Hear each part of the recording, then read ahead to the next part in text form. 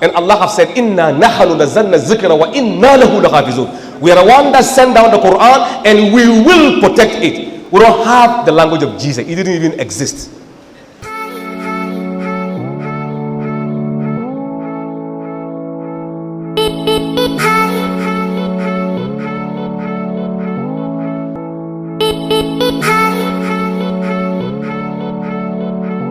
Beloved, once again, I greet you and I welcome you to u.s.a Media.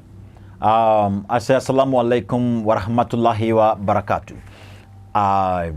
Today too, we're actually going to react on the program that went on between Sheikh Muhammad Awal and this Nigerian preacher. They were actually debating the topic, who was the last and final prophet and what was his message.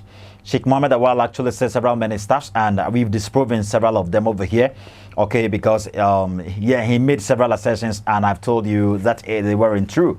Or because fancy Jesus Christ during his time, there wasn't the existence of English grammar. Now that isn't true because it existed. It existed in the mid 5th and the 7th century AD.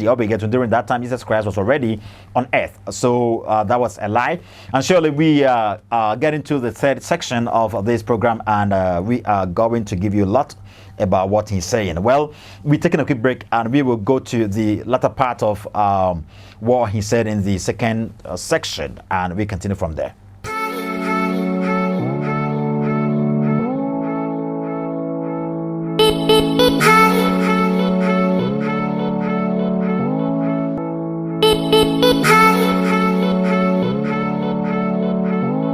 You're welcome back, beloved. Shall we take the latter part of the second section? That English is the meaning, but the Arabic Quran is the Quran. You see, so he said that English is the meaning, but the Arabic Quran is the Quran. Meaning, he was trying to say that if you ever come across an English version of the Quran, that's the meaning. It's giving meaning to the Arabic Quran, but the Arabic Quran is the Quran.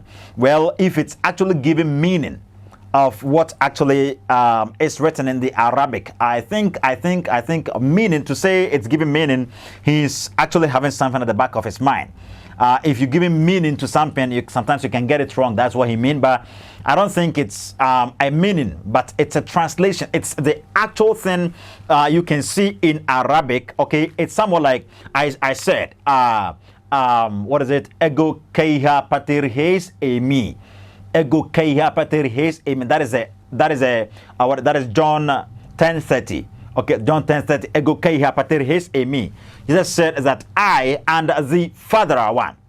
I and the Father are one. I'll be get with me. Yeah, the English is I and the Father are one. Just as I told you. I'll be get with me. So, the moment a Greek speaker or a Grecian hears ego keiha pater hes emi, the same action he would take is the same action the one who speaks English, who heard I and the Father are one, would also take.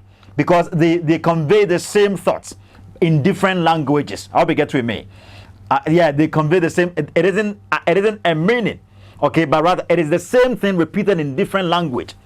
Do you understand? It is the same thing repeated in different language. Do you understand? So if I say go, okay, and a Greek also says something else, that is the same thing. Chi is ko, English is go. I hope you get with me. So it is the same thing repeated in different language. I'll be get to me. So I cannot say if someone is actually translating something fancy, I'm preaching, and someone is standing by me and I speak English and he speaks Chi, he's actually going to repeat the same thing I'm saying in English. Do you understand? It's called translation. He's actually giving version of what actually I'm doing in English in Chi.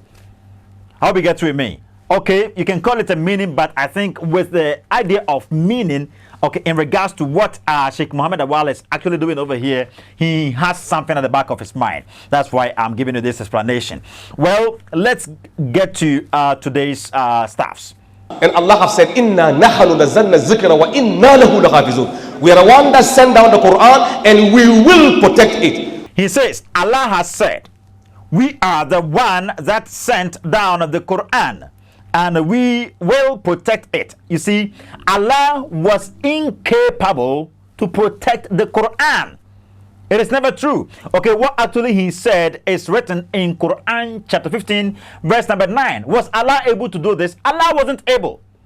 Allah was so much incompetent in protecting the Quran. He wasn't able. That is why you don't have any completely accurate Quran today. There isn't any original Quran today. Do you understand? And there isn't any original Quranic manuscript today, or Quranic written document today. Had it not been these these readers, you see, had it not been these readers and their transmitters, okay, giving you these transmitted versions of the Quran, because whatever Quran you're using today are the transmitted versions, okay, given by the readers. Okay, that was in the 4th Islamic century. Okay, in the 4th Islamic century. That is when, according to the book I gave you, okay, I've already given you this book, okay, Sari Glassé, The Concise Encyclopedia of Islamic History, page 334, you get to know that, yes, the Quran, there isn't any original Quran today. Okay, Sheikh Muhammad Awal, you never have any original Quran today. No Muslim has any original Quran today. There isn't any original Quranic Arabic manuscript today. No. All the ones you have in today are the ones given you by some people who thought they knew how to recite well the Arabic. Okay, Abu Bakr actually destroyed the entire Quran. Uthman also banned banned the Quran, and his codex even doesn't exist today. It is lost. Okay, his students gave you staffs and you think they are Quran, but they are all lost. But you can never claim you still have that which was given by Muhammad. You don't have it today. So what are you telling us, that Allah was able to preserve the Quran, he was able to protect it? It is never true. It is never true. The actual Arabic Qurans you have in today are not the original ones. So it's a lie. Allah wasn't able. Allah was incompetent to protecting the Quran. Sheikh Muhammad Awal, learn very well your own history. Well, let's proceed. We don't have the language of Jesus. It didn't even exist. He says we don't have the language of Jesus. It didn't even exist. Okay, what do you mean by that? We don't have the language of Jesus. It didn't even exist. What do he mean by this? The language of Jesus didn't even exist. But did Jesus exist? You do believe Jesus exists, but the language he spoke never existed. This is a lie, and this is illogical. I don't know if you are actually listening to him very carefully. Let's repeat what he said. Nor do we have the Hebrew Bible, the New Testament Bible.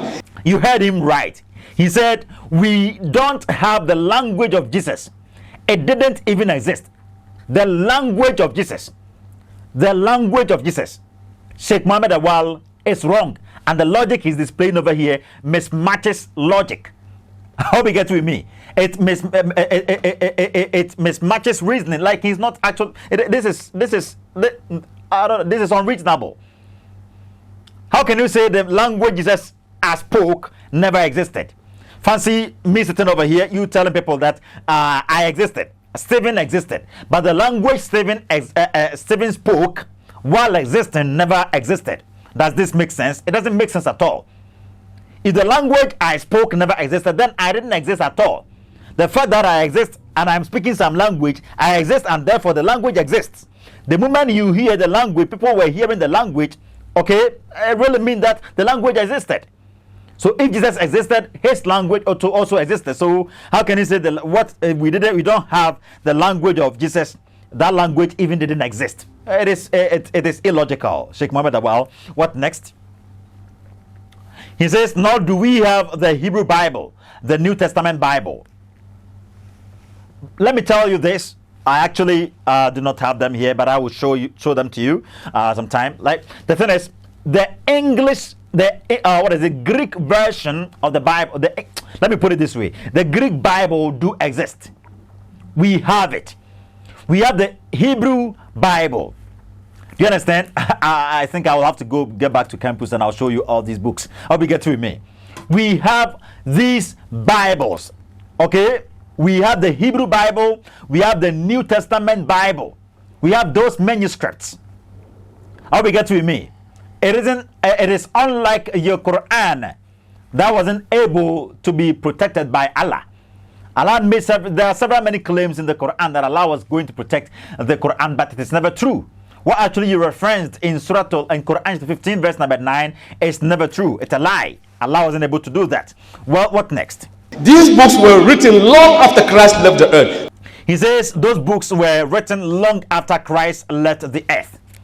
Those books were written long after Christ left the earth. So if those books were written long after Christ left the earth, okay, when was the book of Mark written? The book Christ left the earth somewhere around AD what is it? Somewhere around AD 29 there. Okay, probably AD 29 thereabout. Do you understand? AD 29, 30 thereabout. I'll be get to me. Yeah, he left somewhere around that time. Well, if Christ left the earth somewhere around that time, and the book of Mark, okay, Mark was written that was somewhere between AD 35 and AD 58. Okay, AD 35 and AD 58. So deducting somewhere around AD 30 out of AD 35, you get 5 years intervals. 5 years intervals. And what about the book of Matthew? Somewhere between AD 34 and AD 58. Okay, AD 34 and AD 58. So deducting somewhere around AD 30 out of AD 34, you get 4 years intervals. Okay, so it didn't take any much longer time. Do you understand? It didn't take any much longer time. But fine, if we are to base on or go by this logic that if the fact that the books were written long after the dead, long after the departure of Jesus Christ, thus the books can never belong to the New Testament, or the book can never belong to Jesus Christ or something like that. What about then the Quran? If the same problem should be applied to the Bible, then the same problem, your own logic will be used against you over here. Because Muhammad died, okay? Muhammad died out of this poisonous meat, okay? Long, even 10 years. I think, yeah, 20 years, okay? In the second Islam, or is it second? That was in the second 2 decades after the death of Muhammad, okay? The Quran the Hufaz were taken to the Battle of Yamama, and they were killed over there. Okay, they were all killed over there. It was after that time, it was after that event, Abu Bakr Qasim informed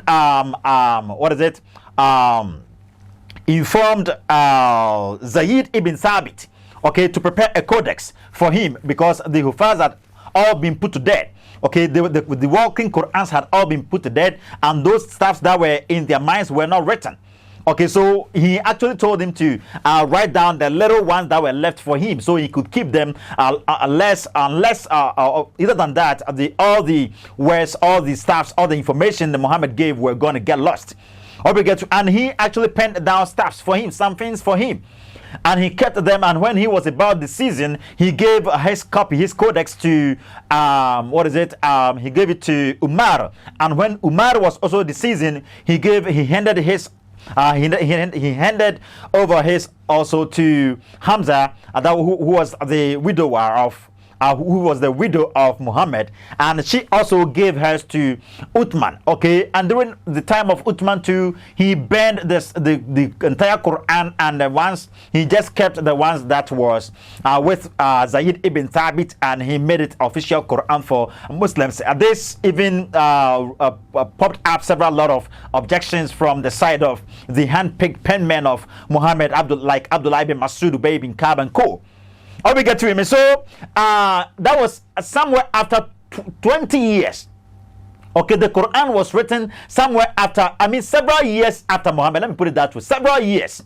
More than 20 years after the death of Muhammad.